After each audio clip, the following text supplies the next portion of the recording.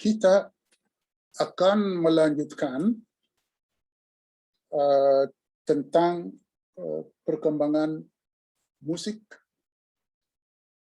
Yang kemarin kita sudah membicarakan keadaan musik di peradaban Yunani, dan kali ini kita akan melihat kedudukan musik di peradaban Romawi. Karena perkembangan musik itu terjadi karena akumulasi. Jadi perkembangan yang terjadi di masa tertentu dapat saja menjadi berbeda dengan masa yang berikutnya. Jadi marilah kita melihat di masa Romawi ada apa. Jadi ini kalau lihat foto ini adalah musisi keliling. Jadi kalau Anda melihat ini, mereka menggunakan beberapa alat musik. Ada rebana, ada simbal ini, dan ada juga horn, ada juga alat harpa. Jadi kita melihat musik itu tetap saja digunakan di masa Romawi. Jadi memang identik dengan manusia, di mana manusia itu berada dan di peradaban apapun. Jadi setelah itu kita akan melihat juga pendapat beberapa filsuf tentang musik.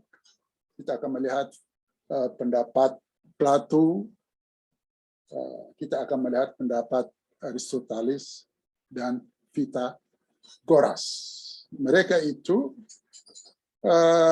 bilang apa? Itu pendapat mereka apa tentang musik. Kita melihat pendapat mereka itu apa.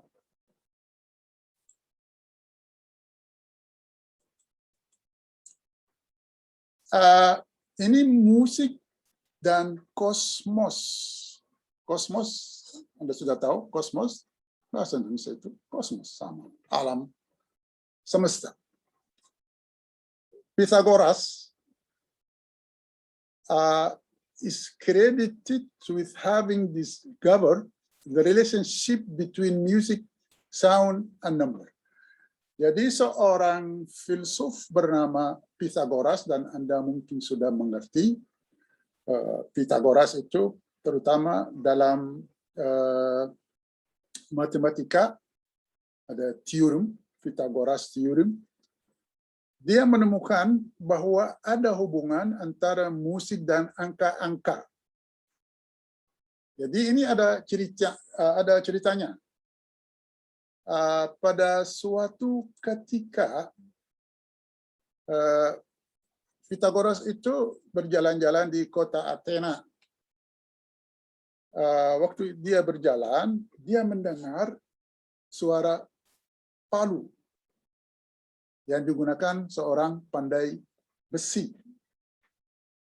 Ada ketukan palu, tak, tak, tak, tak, dan memang seorang pandai besi itu mempunyai beberapa ukuran palu. Ada palu kecil, ada palu tengah, ada palu yang paling gede. Dia menggunakan palu itu secara bergiliran. Kadang-kadang ada yang kecil, ada yang tengah, ada yang paling gede. Pythagoras menemukan bahwa suara yang dia dengar itu membentuk nada musik, dan ada jaraknya. Misalnya kalau kita melihat di musik kan ada interval atau jarak, misalnya dari C ke D dan ke F dan lain-lainnya, itu memang ada hal yang dapat diukur antara C dan D. Seorang pandai besi itu memang melakukan hal yang sama. Jadi Pythagoras mengambil palu-palu itu ketiga-tiganya dan menimbang ketiga-tiganya. Dan ternyata dia menemukan bahwa ketiga palu itu ada hubungan secara matematik di antara mereka. Dia menemukan ada 1 atau 2:1, 4:5, dan lain-lain sebagainya. Dan kita melihat apa yang dia temukan. Temukan ada jarak antara satu nada ke nada yang ke-5. Dan ada juga hubungan antara nada 1 dan nada ke-5. Marilah kita mendengar nada-nada yang dia temukan. Misalnya dia temukan ada oktav. Oktav itu seperti ini. Nada yang rendah, nada yang paling tinggi. Dan menemukan juga ada hubungan antara nada 1 ke nada 5. Dan nada 1 yaitu C dan F. Jadi ada hubungan antara nada A dan 5, 4, dan oktav. Jadi semuanya dapat dikatakan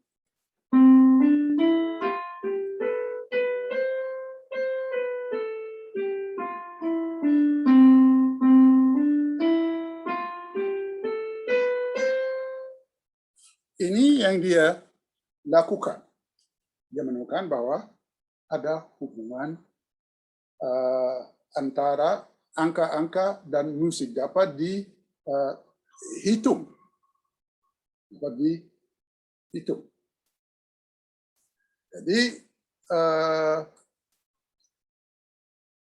ada relationship, yaitu hubungan between music, sound, and number, yaitu antara suara musik dan angka-angka. According to legend, yaitu yang saya tadi ceritakan bahwa dia berjalan dan dia mendengar suara palu dan dia menemukan bahwa ada hubungan oktav dan fifth, sixth itu nada yang ke-5 dan fourth dan nada ke-4. Jadi dia juga menemukan bahwa timbangan palu-palu itu ada rasionya.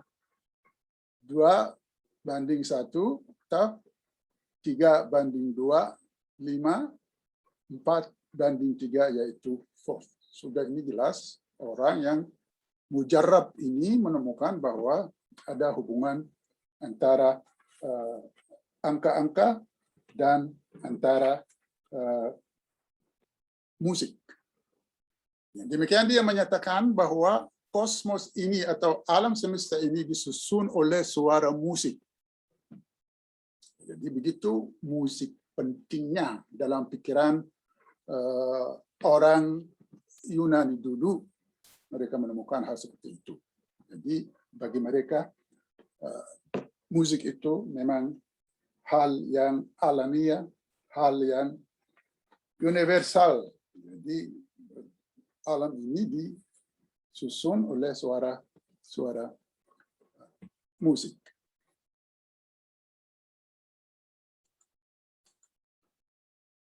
Ini kata Plato. The same powers that affect the individuals also affect state, which is, after all, a collection of individuals. Music education was thus an element of good citizenship in ancient Greece. For youth of both sexes, music has the power of producing certain effect on the moral character of the soul. Jadi musik itu mempunyai kekuatan yang dapat mempengaruhi negara, state. Dan menurut Plato, karena suatu negara itu dihuni oleh manusia atau individu-individu, maka pendidikan musik itu merupakan elemen yang sangat penting dalam membentuk seorang warga negara yang baik. Itu di Yunani kuno. Dan itu berlaku untuk laki-laki atau perempuan. Jadi, music has the power of producing a certain effect on the moral character. Karena music itu mempunyai kekuatan mempengaruhi moral dan jiwa manusia. Jadi sudah jelas ini, Plato mengkaitkan moral dan jiwa yang bagus dengan musik. Jadi begitu pentingnya musik, dan dari situ dia bilang bahwa musik itu harus diajarkan kepada laki-laki maupun perempuan, karena musik yang bagus itu bisa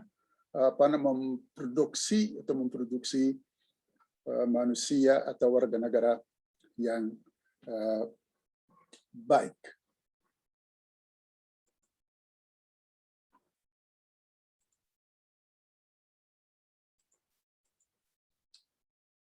Kita melanjutkan tentang pendapat Plato. The overseers of our state must be watchful against innovation in music and gymnastics, counter the established order, and to the best of their power, guard against them. For a change to a new type of music is something to be aware of as hazard of all our fortunes. For the moods of music are never disturbed without unsettling of the most fundamental political and social convention. Ini memang Plato itu memberikan penjelasan bahwa sistem musik yang kita punya itu jangan sampai diubah. Karena kalau diubah berarti sistem politik negara itu juga bisa berubah. Jadi Plato against atau anti innovation atau perubahan. Jadi misalnya kalau ada lagu-lagu baru atau inovasi baru, pasti Plato akan anti. Karena menurut dia, kalau ada hal yang baru itu bisa menggoyangkan yang sudah ada. Ini pandangan dia seperti itu. Jadi kalau ada yang mempunyai inovasi baru, kalau di masa Plato dia nggak bisa, karena akan menggoyangkan sistem negara. Karena di era Plato ada beberapa mood atau cara musik. Mood itu bermacam-macam. Misalnya ada mood yang membuat orang sedih, ada mood yang membuat orang marah, dan ada mood yang membuat orang senang, dan lain-lain sebagainya. Jadi mood yang sudah jadi baku itu tidak boleh digoyangkan.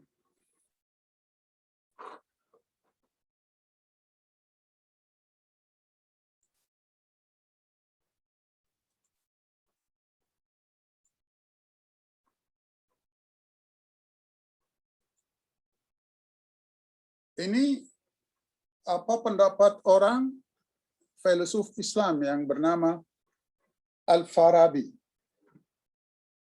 Tapi sebelum Al-Farabi, kita akan melihat ke mood yang kita tadi bicarakan mood.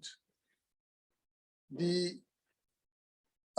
era Plato, ada mood yang bermacam-macam. Ada yang dinamakan Phrygian, ada Maxulidian, ada yang juga Lydian, dan memang ini dapat digambarkan, kan kita bisa memberikan contoh.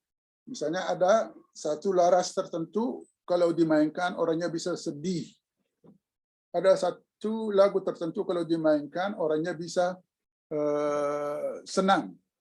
Dan marilah kita melihat mood-mood yang dimaksud, yang dimaksud mood-mood yang kalau kita mainkan orang bisa mengubah sikap. Di antaranya ada ini maksulidian. Maksulidian itu kita melihat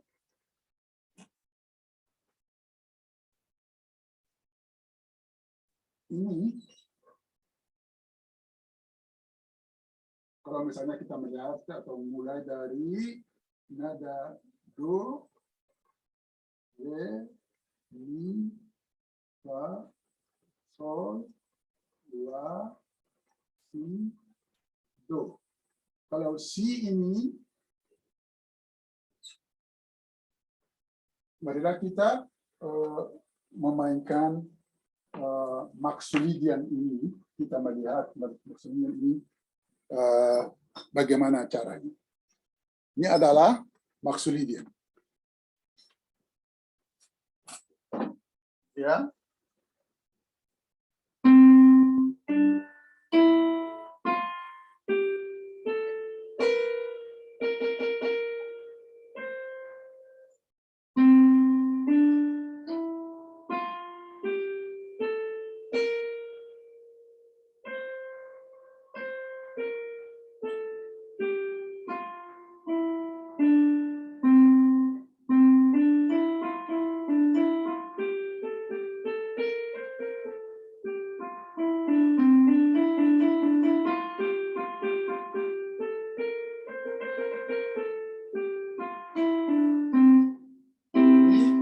Maksulidian.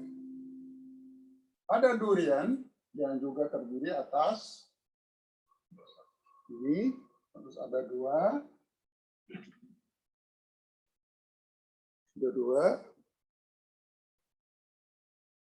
ini, begini.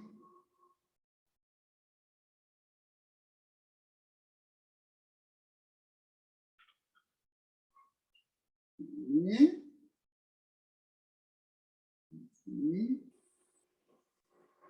Bila kita mendengar larasnya, paling tidak seperti ini.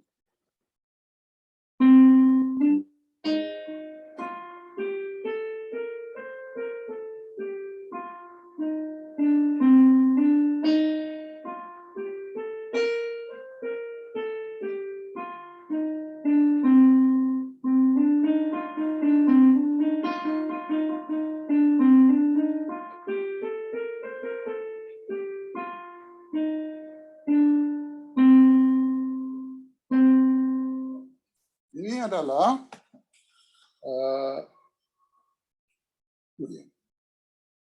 sudah jelas Anda mendengar ada beberapa mood yang berbeda-beda dan mood-mood tersebut akan mempengaruhi sikap manusia. Balik kita ke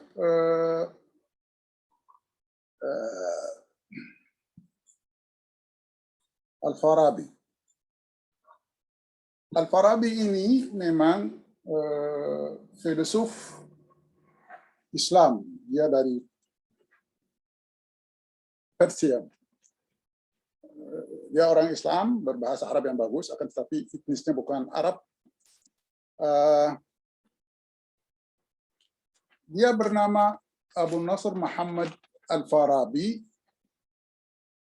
lahir 872 dan 9 mati 950. Jadi abad ke-10, pertengahan abad ke-10. Dia mempunyai buku yang sangat gede. Kalau Anda bisa lihat bukunya ini, bukunya gede sekali. Ya. Dia menulis buku dengan judul Al-Musiqi Al-Kabir. Jadi kalau Anda lihat bukunya bisa takut. Jadi begitu musik itu penting, di abad ke-10 Masehi, orang bernama Al-Farabi menulis buku tentang Al-Musiqi Al-Kabir. Ada banyak uraian tentang musik, ada juga lukisannya, ada juga penguraian tentang alat-alat musik dan juga tentang laras-laras musik. Jadi Anda bisa melihat sejauh mana musik itu penting walaupun di masa yang sudah ada 1000 tahun yang lalu. Lalu kita melihat Al-Farabi itu bilang apa? Ini hanya kita mengambil beberapa contoh saja.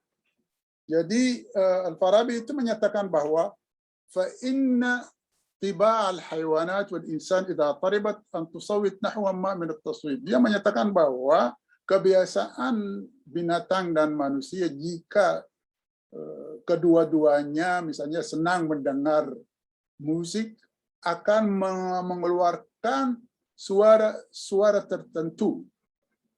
Jadi juga manusia dan binatang jika dalam keadaan takut atau dalam keadaan kesenangan, mereka juga mempunyai suara yang berbeda.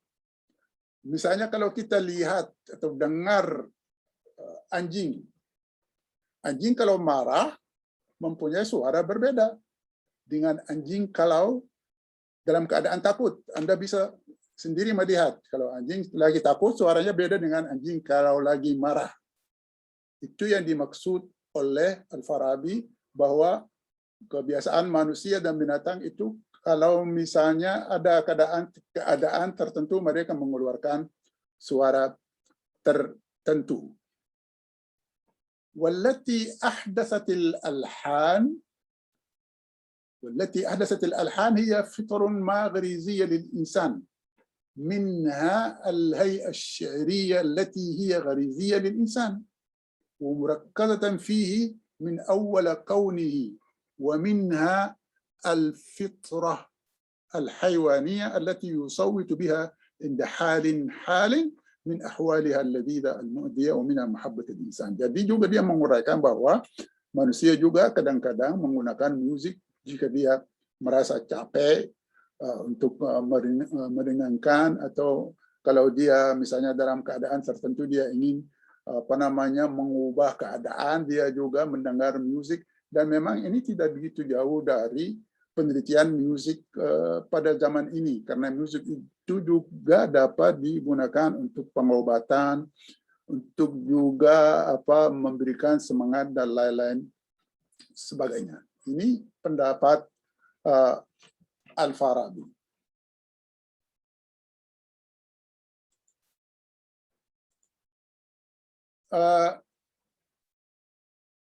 Kalau kita ke definisi musik, itu sulit sekali mendefinisikan musik. Musik itu apa? Kalau bagi peneliti Barat itu sendiri, musik itu vague. Vague itu artinya samar-samar kan, tidak tepat gitu kalau kita menggunakan kata musik. Karena kemarin kita sudah menguraikan tentang asal-usul musik yang ambil dari mitos-mitos Yunani. Jadi musik itu sendiri ada beberapa cabang yang kemarin kita lihat, ada komedi, ada lirik, ada astronomi dan lain-lain sebagainya. Jadi makanya artinya agak susah dijebarkan, dijadikan satu arti yang dapat memuaskan semua pihak. Namun ada yang mencoba memberikan definisi hampir sempurna. Musik satu, sound adalah terdiri dari suara. Yang kedua, intentionally produced or organized. Lihat intentionally, intention itu maksud, ada maksud. Orang ada maksud membuat atau suaranya itu ada maksud, suara itu jadi musik. Organized, either ada dua kemungkinan, to have some basic musical feature, untuk memberikan ciri-ciri musik B, to be listened to for such feature. Dan memang ada maksud untuk kita mendengar ciri-ciri seperti itu sebagai musik. Ya, jadi soal intention itu penting. Kadang-kadang ada suara tertentu atau ada musik tertentu pada bangsa tertentu, akan tetapi buat kita itu bukan musik, bisa saja jadi gangguan. Tapi kalau ada intention, berarti kita sudah bisa siap untuk menerima suara-suara yang keluar itu sebagai suara musik. Maka daripada itu, musik adalah suara, nada, irama, dan maksud.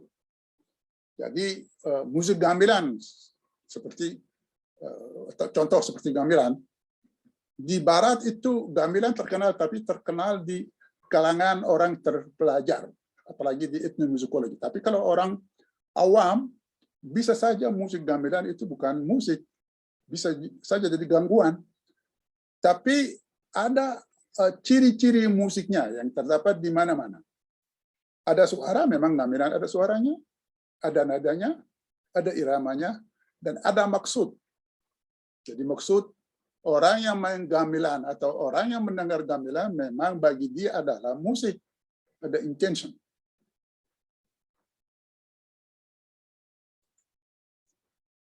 Jadi ini kalau tadi kita berbicara tentang definisi musik, jadi ada praktis tertentu di bangsa tertentu memang bagi bangsa yang lain tidak begitu senang, karena bagi mereka itu bukan musik menurut budaya mereka.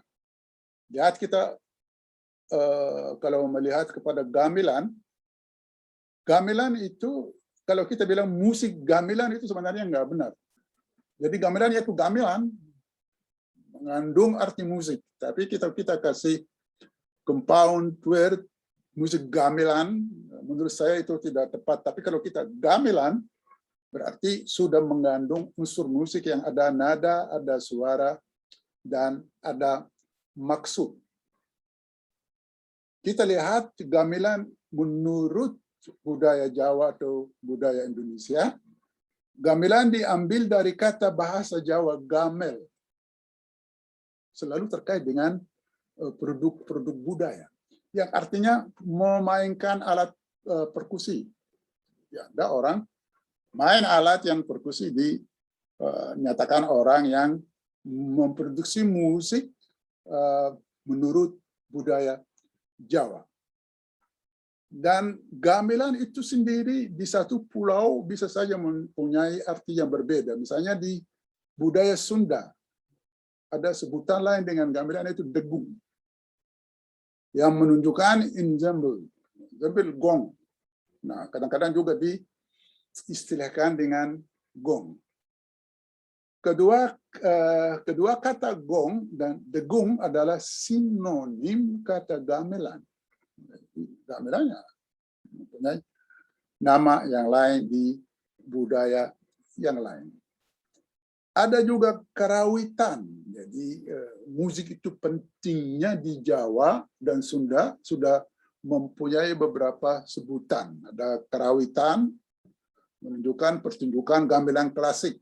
Jadi kalau gamelan klasik itu dipertunjukkan berarti itu karawitan.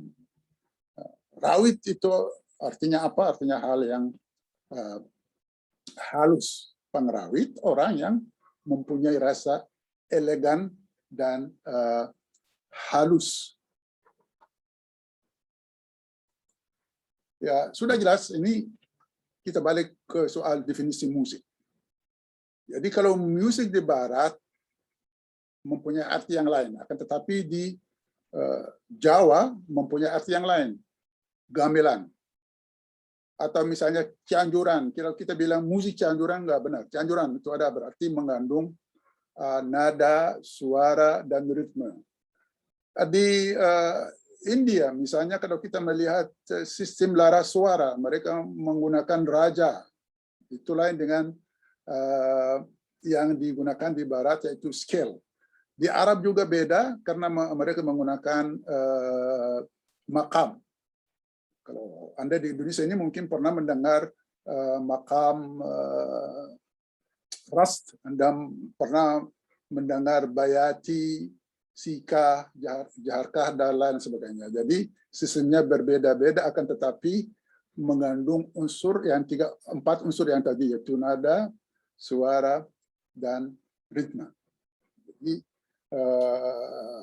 makanya kalau penggunaan musik itu harus kita hati-hati untuk soal definisi. Jadi semua budaya mempunyai definisi tersendiri, sebagaimana kita melihat di Jawa ada sistem pemusikan yang berbeda dengan yang ada di Barat.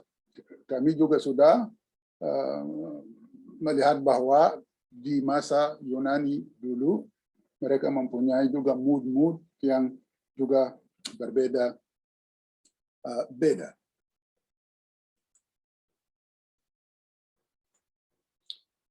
Melanjutkan tentang gamelan ini, kalau Anda melihat ini Candi Borobudur. Jadi orang Indonesia atau bangsa Indonesia mempunyai hubungan yang sangat erat dengan musik. Dan lihat ini, kalau Anda berkunjung ke Borobudur akan melihat ada gambar seperti itu, pahat seperti itu. Misalnya lihat ini gendang, ada juga alat gesek, ada seruling, dan lain-lain sebagainya. Berarti soal musik itu hal yang tak dapat diragukan di budaya Jawa, sudah diabdikan. Ini mungkin Anda tidak begitu asing dengan alat-alat gamelan. Ini ada rebab, ada seruling, ada demung, ada kumpul, bonang. Ini sudah Anda bisa melihat di tempat-tempat yang lain. Ya, ini cukup sampai di sini dan kita akan melanjutkan di episode yang akan datang. Assalamualaikum.